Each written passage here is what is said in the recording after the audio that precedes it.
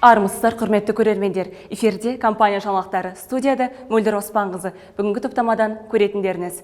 Қазақстан Республикасы экология және табиғи ресурстар вице-министрі Мансұр Ошырбаев Атырауға сапарында Атырау мұнай құбыры басқармасы Тарас Қасымов атындағы мұнай айдау станциясында болып, өндірістік нысанның жұмыс процесімен танысты. Министрліктен келген делегацияның жұмысы жайлы толығырақ келесі сюжетте баяндаймыз.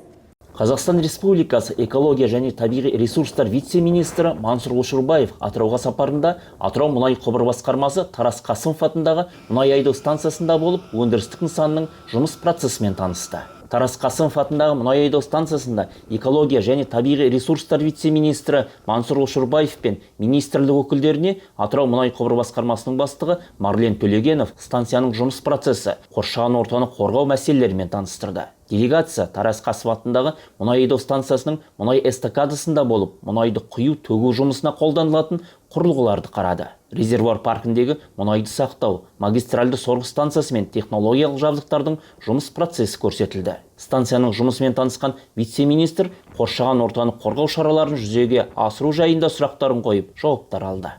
Қазтрансойл акционерлік қоғамның мердігер ұйымдарына жаз кезінде ауаны ысып кетуіне байланысты қауіпсіздікті қамтамасыз ету жөнінде жан-жақты шараларды қабылдау тапсырылды.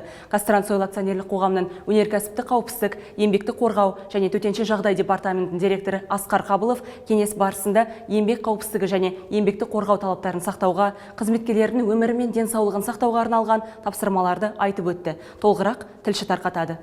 Түрлі ұйымдардың өкілдері қатысқан кездесуде жаз кезінде өрттің шығу мүмкіндігі мен түрлі қауіптің артуына байланысты жұмыстарды жүргізуде өрт қауіпсіздігінің жоғары шараларын қабылдау қажеттілігіне ерекше назар аударылды. Кеңес барысында Асқар Қабылов мердігер ұйымдарға өндірістік объектілерде ауысу режимін, жұмыс және демалыс режимін қатаң сақтау туралы еске сала кетті. Қазтрансойл нысандарында өз қызметін жүзеге асыратын, яғни объектілерді салатын немесе жөндейтін, күзет және өрттен қорғау бойынша, сондай-ақ медициналық қызметтер көрсетіп, жабдықтардың жұмысын реттейтін және өзге де бірқатар мердігерлік ұйымдары бар. Әдетте өндірісте жұмыс істейтін ұйымдардың жұмысшыларына да зиянды факторлар әсер етеді. Біздің міндетіміз қызметкерлеріміз жарақаттанудан және денсаулығының нашарлауынан толық қорғалатындай еңбек жағдайларын жасау деп толықтырды Асқар Қабылов. Кездесу барысында қатысушылардың назарына Қазтрансойл нысандарында өрт қауіпсіздігі, жол қозғалысы қауіпсіздігі, еңбек және қоршаған ортаны қорғауды қамтамасыз ету бойынша баяндамалар ұсынылды. Атырау мұнай құбыры басқармасының жұмысшылары Атырау облыстық ішкі саясат басқармасы мен Іскер ханым қоғамдық қорының өкілдерімен кездесті. Кездесудегі басты мақсат ойын құмарлықтың алдын алу. Лудомания деген атқа ие болған бұл мәселені шешу жолдары талқыға салынды. Кездесу қорытындысы келесі сюжетте. Құмар ойындарға тәуелділік бүгінгі қоғамда әсіресе жастар арасында белең алған. Ойын құмарлар өз әрекетімен отбасынан, достарынан алыстап, жұмысынан да айырылып жатыр. Осыған орай лудоманияның жолын кесу бағытында Іскер ханым қоғамдық қоры психологиялық тұрғыда ойын құмарлықтан шығу бойынша кәсіби психологтар тарту арқылы кешенді жоба жасақталып жатқанын хабардар етті. Ойын құмарлыққа салынған адамдар кез келген ұжымда ортада кездесуі мүмкін. Сондықтан оларды ортадан ажыратпай, санасымен күресуге қолдау көрсетіп, адаспауына жәрдемдесу жолдары айтылды. Сонымен қатар Іскер ханым қоғамдық қорының жетекшісі Әсия Мұхсинова отбасындағы бала тәрбиесінде лудоманияның алдын алу жолдарында дәлелмен түсіндіріп берді. Осы лудоманияның алдын алу және алға қарай оны дерт ретінде жоюдың бірінші мақсаты сол балдарды бос уақытын тиімді пайдаландырып, еңбекке баулып, адал жолмен табыс табуды сол үйрету керек. Маңғыстау облысында Таза Қазақстан экологиялық акциясы аясында елді мекендер аумақтарын көгалдандыру, көшелерді тазарту, абаттандыру мен санитарлық тазарту іс-шаралары өтуде. Толығырақ келесі бейнематериалда. Тазалық жұмыстары аясында Маңғыстаудағы белді өндірістік кәсіпорындар мен компания ұжымдары сенбілікке бір кісіде атсалысты.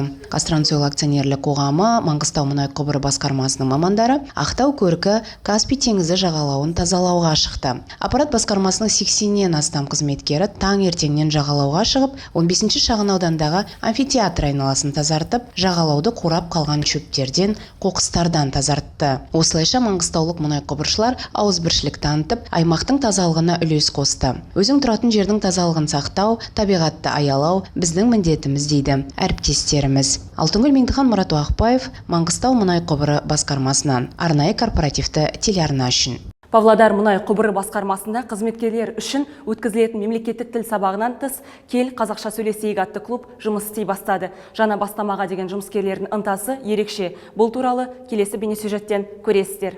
Клуб отырысы апта сайын бір рет түскі үзіліс уақытында өтеді. Оған қазақ тілін жетік меңгергендер және тілді түсінетін, бірақ ойын жеткізуде қысылып қиналатын қызметкерлер қатысады. Және оған қатыспау әр қызметкердің өз еркінде, мәжбүрлік жоқ. Бұл отырыста адам еркін өз ойын ашып айта алады. Қазақша сөйлеуге кішкене ұялшақтайтын, дұрыс сөйлей алмай қалам ба деген барьердің бәрін өтіп, одан әр отырыс сайын бір мақал мәтел, бір сөз тіркесі, бір сөз болсын, жадыларына сақтап, күннен күнге тілдерін байытып жатыр деп сондай сенімдеміз. Енді Мақсат мемлекеттік тілді жетік меңгергендермен толық білмейтіндер пікір алмасып, әр бас қосу сайын тіл ұстарту болып табылады. Ол үшін мұғалім тарапынан арнайы дайындалған тапсырма беріліп, мұнай құбыршылар пікір алмасып, сөз қорын байытады, дұрыс сөйлеуге үйренеді. Мұндай клуб бұрын соңды болмағанын да